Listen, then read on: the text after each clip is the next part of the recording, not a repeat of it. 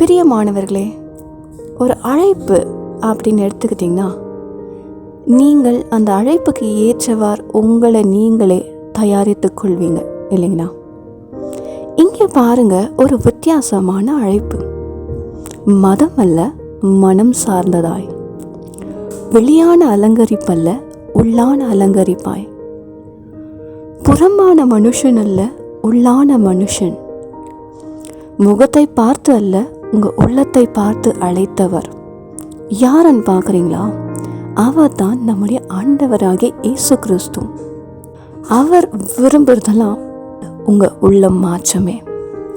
அவர் அழைத்தா கடைசி வரைக்கும் உண்மையுள்ளவராயிருந்து உங்களை நடத்துவார்.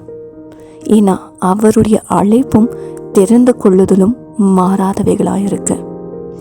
ஆகையினால வேதம் சொல்லுகிறது போல 1 கொரிந்தியர் 7:24 பிரகாரம், நீங்க அழைக்கப்பட்ட அழைப்பில் தேவனுக்கு முன்பாக நிலைத்திருந்தா அவரும் உங்களில் நிலைத்திருப்பார், உங்களை மிகுந்த பலன் கொடுக்கிறவளாய் மாற்றுவார்.